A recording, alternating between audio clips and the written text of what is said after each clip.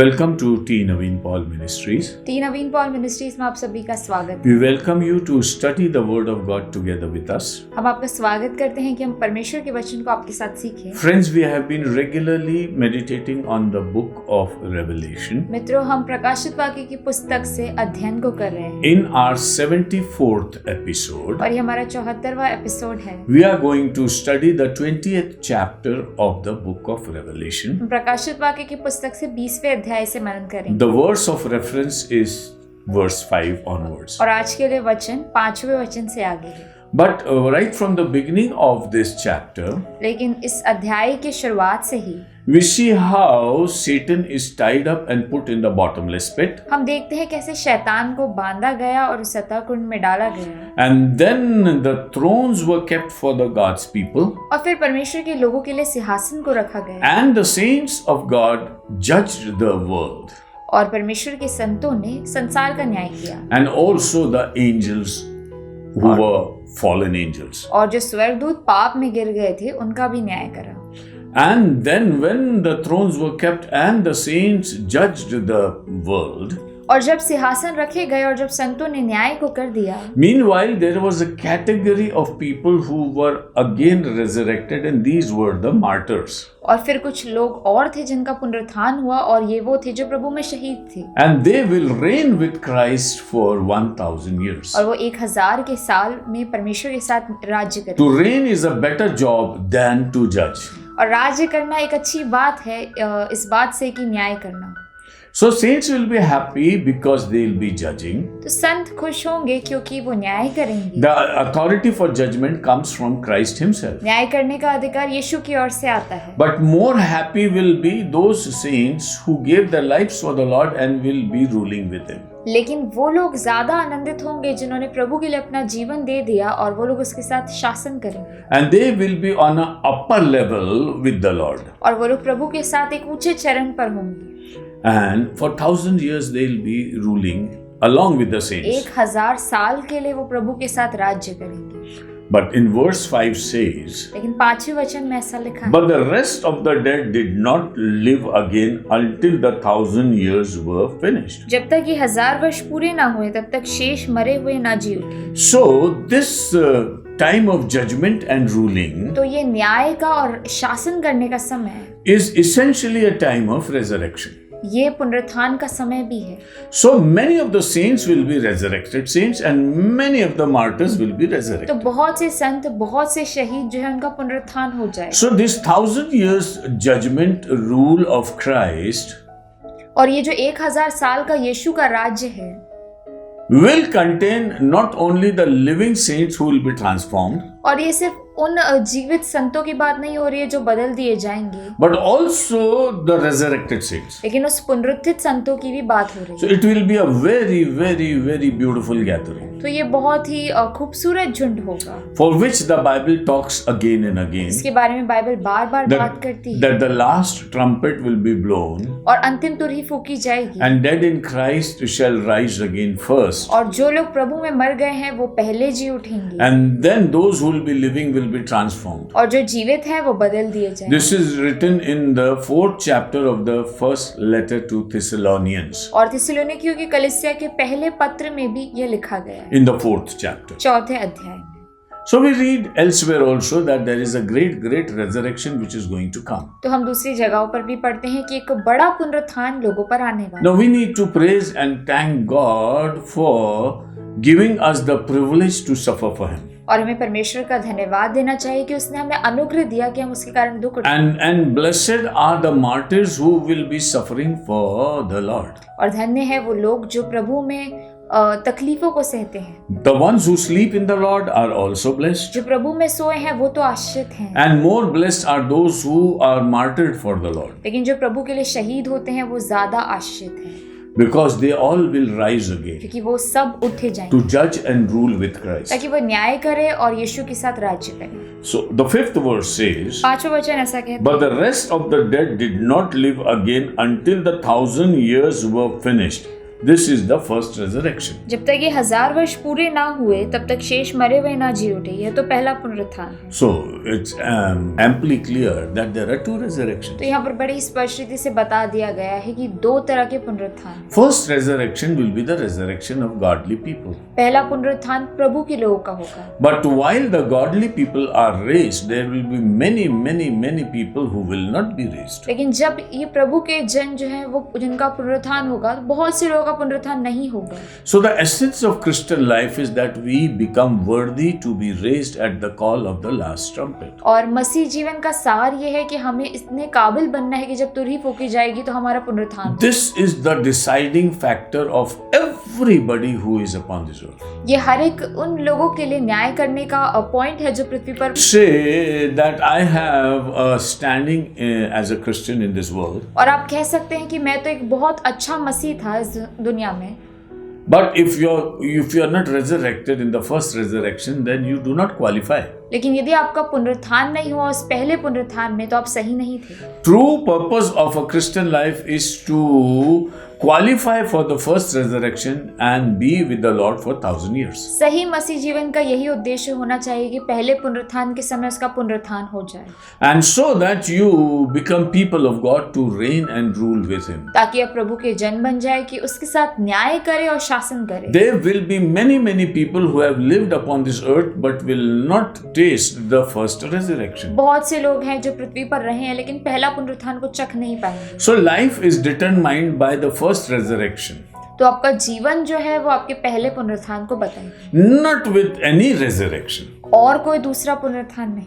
So if you are resurrected in the second resurrection, then you are resurrected for hell. यदि आप दूसरे पुनरुत्थान में आपका पुनरुत्थान होगा तो फिर तो आपका नरक में जाना तय है। So that second resurrection is no good a resurrection. तो दूसरा पुनरुत्थान अच्छी बात नहीं है And there is no hope in that resurrection. और उसमें कोई आशा नहीं है। But the people who sleep in the Lord लेकिन जो प्रभु में सोते हैं have a living hope of a resurrection. उनके पास एक अच्छी आशा है प्रभु की। And writing to Thessalonians, Paul says, और थिस्सलुनीकियों को लिखते हुए पौल ऐसा कहता है, you console each other with these words, तुम एक दूसरे को इस बात से ढाढ़स दो that we will rise up again in the Lord. कि हम फिर से प्रभु में जी उठें। So one who sleeps in Christ, तो जो प्रभु में सोता है and when you give him a funeral, और जब आप उसे एक फ्यूनरल देते हो, talk to each other about resurrection, एक दूसरे से पुनरुत्थान के बारे में बात not of death. और मृत्यु की बात ना करो, Because this kind of sleeping means you will rise again क्योंकि first. इस तरह का सोना जो है वो ऐसा है कि आपका पहला पुनरुत्थान। One who sleeps always sleeps to rise again. जो सोता है वो इसलिए सोता है कि उसका पुनरुत्थान हो, But one who is dead doesn't have any hope of लेकिन जिसकी resurrection. मृत्यु होती है उसका कभी पुनरुत्थान नहीं हो सकता। So blessed are the people who are the partakers of the first resurrection, तो वो लोग आशीषित हैं, वो लोग धन्य हैं जिनका पहला पुनरुत्थान होगा, because they will not have the taste of the second death that is going to hell. क्योंकि वो दूसरी मृत्यु को चख नहीं पाएंगे जो कि नरक में जाना। And that is also talked about in the same chapter, verse 14. और ये 20वें अध्याय के 14वें वचन में भी कहा गया है, Then death and Hades were cast into the lake of fire. This is the second death. मृत्यु और अधोलोक आग की झील में डाले गए, या आग की झील दूसरी मृत्यु है। So the lake of fire is the death. ये आग की झील जो है ये मृत्यु है। First death is no death, पहली जो मृत्यु है वो कोई मृत्यु नहीं है, and second death is no life. और दूसरी मृत्यु जो है वो कोई जीवन नहीं है। If you want to have life in your death, यदि आप चाहते हो कि आपकी मृत्यु में भी जीवन हो, then you have to seek for the first resurrection. तो आपको पहले पुनरुत्थान की आशा रखना है। So there will be a great sorrow situation among the dead, तो उन मृतकों के बीच में बहुत बड़ी पीड़ा होगी, because they will see or they will discern that some people are resurrected, क्योंकि वो देखेंगे जानेंगे कि कुछ लोगों का पुनरुत्थान हुआ but they है, are not resurrected, लेकिन उनका पुनरुत्थान नहीं हुआ, and they know their judgment, और उन्हें उनका न्याय पता चल because जाएगा, death and Hades both are going to go into hell. क्योंकि मृत्यु और अधोलोक दोनों उस आग की झील में डाल दी Those जाएगी। who are in the captivity of death and Hades naturally will go into hell. जो लोग मृत्यु और अधोलोक की बंधुआई में है वो लोग नरक में डाल दिए जाएंगे। That's why to a believer the first call is to be a part of the first resurrection. और इसलिए विश्वासी के लिए ये बुलाहट है कि वो पहले पुनरुत्थान में भाग ले। And in John chapter 6 time and again Jesus says और यूहन्ना के 6वें अध्याय में बार बार यीशु यीशु ऐसा कहता है, one who eats me as the bread of life, और जो मुझे जीवन की रोटी जैसे समझकर खाता है, he will be resurrected on the last day. और वो उस अंतिम दिन में उसका So पुनरुत्थान। taking Jesus in your life as your all in all, और जब आप यीशु को अपना सब कुछ मान लेते हैं, then you are assured of a resurrection. तब आप उस पहले पुनरुत्थान के लिए तैयार हो जाते हैं। Every Christian in this world is filled with the hope of resurrection, हर एक मसीह जो इस दुनिया में पाए जाते हैं उसके पास पुनरुत्थान की आशा है, and he always lives in the joy of resurrection. और वो हमेशा उस पुनरुत्थान के आनंद में जीता है। Any joy in this world cannot be compared with the hope of a joy of resurrection. और इस दुनिया का कोई भी आनंद उस पुनरुत्थान के आनंद के समान नहीं है। So the Bible says that the saints will rise up, they will judge and rule with Christ for 1,000 years. तो बाइबल ऐसे कहती है कि जो संत है वो जिलाए जाएंगे, वो यीशु के साथ न्याय करेंगे और शासन करेंगे। That's why the Bible congratulates the people who take part in the first resurrection. इसलिए बाइबल उन लोगों को बधाई देती है जो लोग पहले पुनरुत्थान में पाए जाते हैं, Because resurrection is only possible in Christ. क्योंकि पुनरुत्थान सिर्फ और सिर्फ यीशु में ही पॉसिबल है। If you hope for only bread and butter and you are living upon this earth in Christ, और यदि आप यीशु पे सिर्फ अपने जीवन की सुविधाओं के लिए निर्भर रहते हैं, then you are the most unfortunate person. तो आप जो है बड़े अभागे मनुष्य You हैं। will eat and drink and die and never resurrect. आप खाओगे पियोगे और मर जाओगे और कभी पुनरुत्थान नहीं होगा। It's better to stay hungry but live in a hope of resurrection. इससे अच्छी बात है कि आप भूखे रहो लेकिन पुनरुत्थान की आशा में बने रहो। This is the word of God for ये us. परमेश्वर का वचन है जो हमें दे दिया गया। Verse 6. छठवां वचन, Blessed and holy is he who has part in the first resurrection. धन्य और पवित्र वह है जो इस पहले पुनरुत्थान का भागी है। And that is a beautiful invitation by the Lord. और ये बहुत ही खूबसूरत आमंत्रण है जो प्रभु की ओर से आता है। So Jesus says, Blessed are you, blessed are you. तो यीशु कहता है कि तुम आशीषित हो, तुम आशीषित In the Sermon on the Mount, he says, in his Beatitudes, he says, Blessed is the person, blessed is the person. पहाड़ी उपदेश में यीशु ऐसा कहता है और कहता है कि तुम धन्य हो, धन्य हो। It's not that you will be blessed, but you are blessed. ऐसा नहीं है कि आप बाद में आशीष को पाओगे, आप अभी से ही आशीषित हो। If you are in the attributes of God, the nature of God, then you are already blessed. यदि आप परमेश्वर के स्वभाव के अनुसार हो तो आप पहले से ही आशीषित हो। And that's why God says, Blessed is the person who takes part in the resurrection. इसलिए यीशु कहता है कि धन्य है वो मनुष्य जो पहले पुनरुत्थान का So भागी take है। care that you live according to the kingdom of God, according to the word of God, and according to the holiness of Christ. तो आप इस बात का ध्यान रखें कि आप परमेश्वर के राज्य, उसके वचन और उसकी पवित्रता के अनुसार जियो,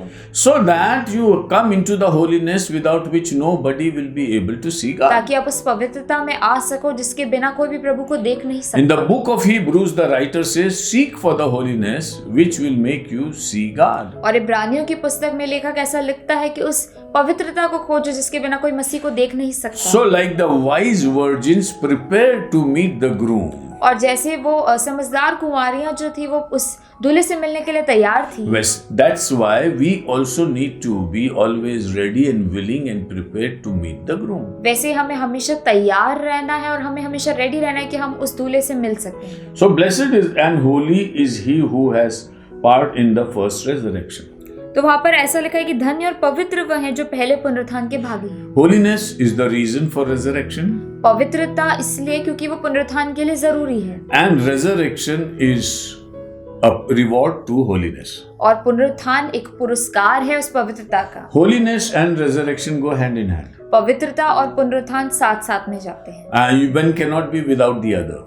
और एक मनुष्य के पास यदि एक है तो दूसरा होना आवश्यक है। See, if you are living in a holiness which doesn't envisage or include resurrection, then you are not at all holy. यदि आप पवित्रता में जी रहे हो लेकिन आप पुनरुत्थान की आशा नहीं रखते तो आप पवित्र नहीं हो, Because over such the second death has no power. क्योंकि उन पर दूसरी मृत्यु का कोई अधिकार नहीं। See, death has a power. देखिए मृत्यु का एक अधिकार है, And the death which is announced upon humanity by Jesus, और वो मृत्यु जो मनुष्यों पर बोल दी गई है, And God initially declared that the moment you sin, you shall die. और यीशु ने ऐसा कह दिया कि जिस क्षण तुम पाप करोगे उस क्षण तुम मर जाओगे। So death rules over everybody तो मृत्यु हर एक के ऊपर सर्वोपरि है, because it is announced by God. क्योंकि वो परमेश्वर के द्वारा बोल दी गई है। Satan would never like man to die but always live in sin. शैतान कभी नहीं चाहता कि मनुष्य मरे, लेकिन हमेशा पाप में जीता रहे। But God wants man to die and be resurrected in perfect holiness. लेकिन परमेश्वर चाहता है कि मनुष्य मरे और पवित्रता में उसका पुनरुत्थान हो। So death is a gift from God in disguise.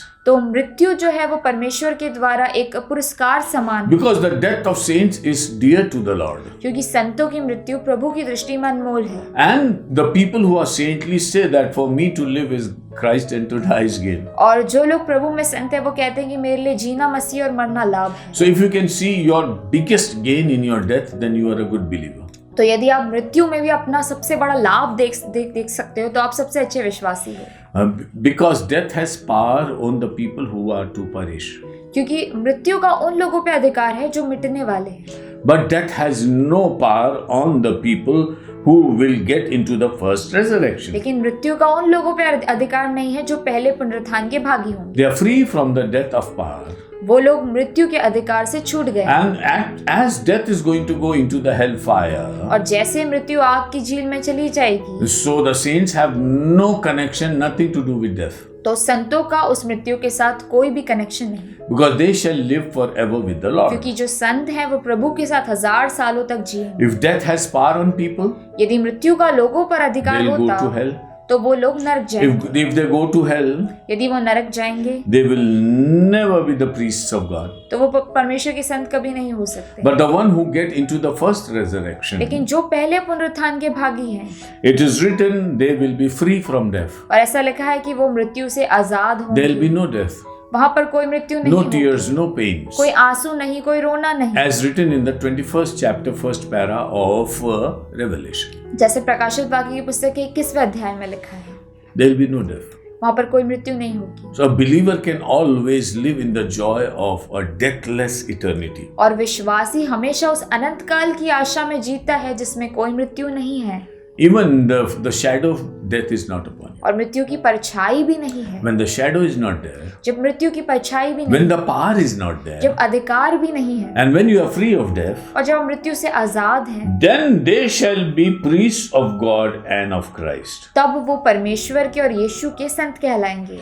The priests will offer their best worship to the Lord. और याजक जो है वो अपनी सबसे अच्छी आराधना परमेश्वर को देता है। See, the best position in God's arrangement is to be a priest. और परमेश्वर के अधिकार में सबसे अच्छा उत्तम स्थान जो है वो है ये है कि आप याजक बन Peter जाएं। in his letter says we are a community of priests. और पतरस अपने पत्र में लिखता है कि हम याजकों का समाज हैं, And we are royal priests. और हम जो है वो पवित्र याजक हैं, And we are the priests of the kingdom of God. और हम परमेश्वर के राज्य के याजक हैं, The holy presence of God. और परमेश्वर की उस पवित्र उपस्थिति, Not in a tabernacle, a priest in a tabernacle, और ना केवल उस जो है वो मंदिर में जाने वाले याजक, but going into the very presence of God as priests. लेकिन परमेश्वर की उस उत्तम महान उपस्थिति में जाने वाले You know, याजक। you are going to get a very great promotion. और आप जानते हैं कि आपको एक बहुत ही बड़ा प्रमोशन मिलेगा। Everybody who is getting the first resurrection, और जिन लोग भी उस पहले पुनरुत्थान के भागी हैं, everybody is going to be a priest. और हर एक जन याजक बन जाएंगे, Nothing less than a priest. कुछ भी याजक से कम नहीं। And a priest is never an ordinary person. और ये कि याजक जो है वो कभी भी साधारण He मनुष्य is नहीं है, specially raised and lifted on high और वो बड़े ही स्पेशल तरीके से ऊपर उठा लिया जाता है to glorify God. ताकि परमेश्वर की महिमा हो। So the reward for the resurrected is that everybody will be a priest. तो उस पहले पुनरुत्थान का पुरस्कार ये है कि हर एक जन याजक बन जाएगा, Everybody will be a priest. हर एक व्यक्ति याजक बन जाएगा, And priest of God and Christ. और परमेश्वर के और यीशु के याजक। So that's a beautiful priesthood that is coming to us. तो ये बहुत ही अच्छा याजकीयता है जो हम पर आई। See, Jesus became the high priest for us. और यीशु हमारे लिए महायाजक बन गए and he represented us in the Holy of the Holies, और वो पवित्र में उसने हमें रिप्रेजेंट करा and he went into the highest holiest place so that we also enter into that. और वो महापवित्र स्थान में पहुंचा ताकि हम भी पहुंच सके। So one who became a high priest, तो जो महायाजक बन गया, he says, you are a priest for me. वो कहता है कि तुम मेरे लिए याजक हो। So we are a priest for God as well as Christ, तो हम मसीह के लिए और परमेश्वर के लिए याजक holy and acceptable to God, और पवित्र और परमेश्वर को भावपूर्ण, and shall reign with him 1,000 years. और उसके साथ 1000 वर्ष के राज्य में रहेंगे। So we are talking about 1,000 years rule, तो हम 1000 वर्ष के राज्य के बारे में बात where करें। we see saints judging, जब हम देखेंगे कि संत जो है वो न्याय करते हैं, we see the martyrs ruling with Christ, और हम देखते हैं कि शहीद परमेश्वर के साथ and we राज्य करते see हैं, every believer as a priest ruling with और Christ. हर एक विश्वासी परमेश्वर के साथ याजक है और वो राज्य कर रहा है। So we will all be rejoicing in the Lord, तो हम प्रभु में आनंदित हो जाएंगे and we shall be very happy with और it. हम बहुत खुश हो जाएंगे। You see, one of the things that the church is a bit reserved about, और एक क्षेत्र जिसके बारे में कलीसिया जो है वो थोड़ी हिचकिचाती है, the church wants to escape out of problems, और कलीसिया चाहती है कि वो परेशानियों से दूर भागे। and Bible says there will be martyrs, लेकिन बाइबल ऐसा कहती है कि बहुत से लोग शहीद होंगे, and the time of martyrdom is also mentioned. और शहीद होने का समय भी Though बताया। we have martyrs in every age and every time, लेकिन हमारे पास हर समय में हर क्षेत्र में शहीद लोग थे, but the kind of martyrs that are specially reigning with Christ, they are described over there. लेकिन वो शहीद जो यीशु के साथ राज्य करें उनके बारे में लिखा गया है। In verse 4, चौथे वचन में ऐसा लिखा है, then I saw the souls of those who had been beheaded for their witness to Jesus मैंने उनकी and for the word of God. मैंने उनकी आत्माओं को भी देखा जिनके सर यीशु की गवाही देने और परमेश्वर के वचन के कारण काटे गए थे। Every age there have been martyrs. हर एक जो है एज में लोग शहीद हुए, But then he talks specially of a particular time. लेकिन वो एक विशेष समय के बारे में बोलता है। And he says, who had not worshipped the beast और वहां पर ऐसा लिखा है कि जिन लोगों ने उस पशु की और उसकी मूर्ति की पूजा ना की, and had not received his mark on their forehead. ना उसकी छाप अपने माथों पर ली। So see what will happen when Antichrist comes. देखिए मसीह विरोधी जब आएगा तो क्या होगा। First he will ask you to worship him. पहले वो कहेगा कि आप उसकी पूजा करो, Then secondly he'll give you an image to worship. फिर वो आपको एक चित्र देगा जिसकी आप पूजा करेंगे, Then he'll give you a mark फिर वो आपको एक छाप देगा on your forehead and on your right hand, आपके दाहिने हाथ पर और आपके माथे which is पर, described as 666 in the Bible in chapter 13. और जिसे बाइबल में 666 जैसे वर्णन किया गया है। And that mark will be on the foreheads and on their hands. और वो जो चिन्ह होगा वो आपके माथे और आपके हाथ पर होगा। But these are the people who will not take that mark. लेकिन ये वो लोग हैं जो उस चिन्ह को नहीं लेंगे। See, there will be a ministry of angels देखिए स्वर्गदूतों की सेवकाई होगी, who will educate the people upon this earth not to worship that evil one. कि वो पृथ्वी पर लोगों को सिखाएगी कि उस बुराई की पूजा ना करें। If you see the 14th chapter, यदि आप 14वें अध्याय को देखेंगे, then you have 3 angels coming. फिर आप वहां पर देखेंगे कि 3 स्वर्गदूत आते हैं, And these angels are giving the word to the people. और इन स्वर्गदूतों के पास जो है वो घोषणा के शब्द हैं कि वो पृथ्वी पर बोले। And he says, और वो ऐसा कहता है, do not take the mark of the beast. और वो ऐसा कहता है कि कोई भी उस पशु की और उसकी मूर्ति की पूजा ना करे और चिन्ह को अपने हाथ में ना ले। And such will be the people who will obey the Lamb. और वो ही वो लोग होंगे जो मेमने को आदर देंगे। And the verse 9 and 10, please read. फिर इनके बाद एक और तीसरा स्वर्गदूत बड़े शब्द से यह The कहता third हुआ angel came. तीसरा स्वर्गदूत आया, जो कोई उस पशु और उसकी मूर्ति की पूजा करे और अपने माथे या हाथ पर उसकी छाप ले, वो परमेश्वर के प्रकोप की निरी मदिरा जो उसके क्रोध के कटोरे में डाली गई है पिएगा और पवित्र स्वर्गदूतों के सामने और मेमने के सामने आग और गंधक की पीड़ा में पड़े। See, God loves His creation. देखिए परमेश्वर अपनी रचना से प्रेम रखता है। And we see that an angel is specially sent to the people. और हम देखते हैं कि स्वर्गदूत विशेष करके भेजा गया। And before the Satan announces that I'm giving you a mark and on your forehead and your hands, और इससे पहले कि शैतान घोषणा करता कि मैं तुम्हें एक मोहर और एक छाप दूंगा, there will be angels saying, "Don't take this." उसके पहले ही स्वर्गदूत भेज दिए जाएंगे और जो सिखाएंगे कि See how Satan will be defeated in front of humanity. देखिए कैसे शैतान को पराजय कर दिया जाएगा मनुष्यों के साथ। It's not some human being saying. ये कोई मनुष्य नहीं कह रहा। God wants specially the whole world to listen to the announcement of heaven and angels saying, "Don't take the mark." परमेश्वर चाहता है कि हम स्वर्ग की और स्वर्गदूतों की घोषणा को सुने। And blessed are the people who will not take the mark of the beast, और धन्य है वो लोग जो उस पशु की छाप को अपने ऊपर नहीं लेंगे, because they will be resurrected. क्योंकि उनका They पुनरुत्थान pay होगा। any cost, but they do not take the mark of the वो beast. भले कुछ भी हानि को उठा ले लेकिन वो उस छाप को नहीं लेंगे। See, God has His word always first. देखिए परमेश्वर का वचन हमेशा प्रमुख होता He है। told, "Never eat the fruit, otherwise you will be killed." उसने कहा था कि फल को ना खाना नहीं तो तुम मर जाओगे। Adam and Eve had the word of God before. आदम के पास पहले परमेश्वर का वचन था। In spite of the word of God, they disobeyed God. परमेश्वर के वचन के होने के बावजूद भी उसने Similarly, परमेश्वर when Antichrist comes and says, keep my number and my mark, then already been an important word with the people not to do. और इससे पहले कि मसीह विरोधी आए और ऐसा कहे कि मेरे अंक और मोहर को लो, उसके पहले ही परमेश्वर का वचन लोगों के पास होगा। And people will be announced about the consequence of taking that mark. और लोगों को उसके चिन्ह को मोहर लेने के बारे में बता दिया So it जाए। is so very important a message. तो ये बहुत ही महत्वपूर्ण संदेश। The people will be attracted towards the luxuries of this world taking the mark. और लोग जो है वो दुनिया की जितनी भी सुख सुविधा की चीजें हैं जो उस अंक को लेंगे उसकी ओर आकर्षित होंगे। But there will be a great warning that if you take this mark, you go to hell.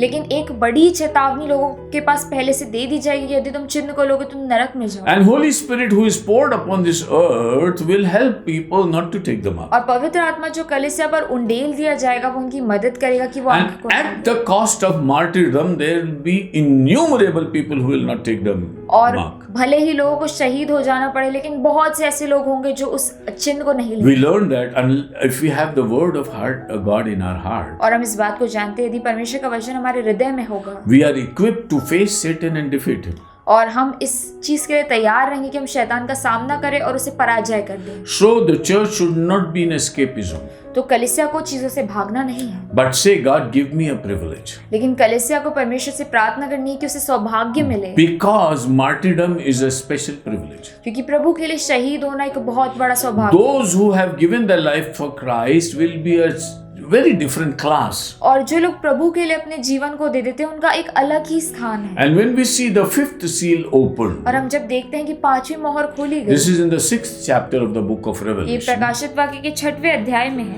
And then the souls of the people who are martyred says, "How long will we wait?" और जो लोग प्रभु में शहीद हो गए थे उनकी आत्मा ऐसे कहती है कि और कितने समय इंतजार करना पड़ेगा। But then they were given a white dress and said, "Wait till all the martyrs, the number of martyrs is complete." लेकिन उन्हें श्वेत वस्त्र दिया गया और कहा गया कि इंतजार करो जब तक और लोग शहीद ना हो जाएं।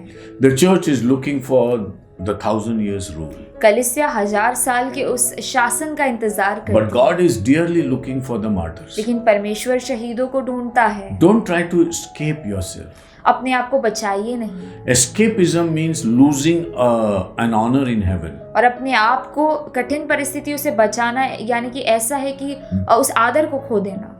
Pray to the Lord, "Lord, let me be in the very toughest time, परमेश्वर से प्रार्थना करें कि आप बहुत मुश्किल हालातों में जाएं, so that you pay a price and you follow Jesus with your cross on your shoulders, ताकि आप एक दाम को चुकाएं और आप यीशु को अपने क्रूस के साथ उसका पीछा करें and highly rewarded." और एक बड़ा पुरस्कार को पाएं। It's a privilege. और ये एक बहुत ही बड़ा सौभाग्य The disciples said, और चेले ऐसे कहते हैं। it's our privilege not only to be saved by Christ, और ये हमारा सौभाग्य कि ना केवल हम बचाए जाएं but suffer with Him. लेकिन उसके साथ दुख को भी May the Lord bless this meditation परमेश्वर इस मनन को आशीष दे and give us insight enough to prepare ourselves to meet the Lord. और हमें इतने अच्छा दृष्टिकोण दे कि हम परमेश्वर के लिए अपने आप को तैयार कर सकें। Both the resurrections are inevitable, they are to come. और दोनों पुनरुत्थान जरूरी है, आवश्यक है, उनका होना तय है। May the Lord bless you with the first resurrection, परमेश्वर आपको पहले पुनरुत्थान से आशीष दे, so that you are not influenced by the second death, ताकि आपके ऊपर दूसरी मृत्यु का कोई अधिकार ना हो, but you are resurrected for eternity ताकि आप अनंत काल के लिए पुनरुत्थित हो जाएं, to be with the Lord. कि आप प्रभु के साथ जी। May the Lord settle this word in your heart, और परमेश्वर इस वचन को आपके हृदय पर कर दे, so that you always live accordingly. ताकि आप उसके अनुसार जी पाएं। May the Lord bless this word. परमेश्वर इस वचन को आशीष। See you in the next episode. हम अगले एपिसोड में आपसे फिर मिलेंगे। Thank you. Thank you.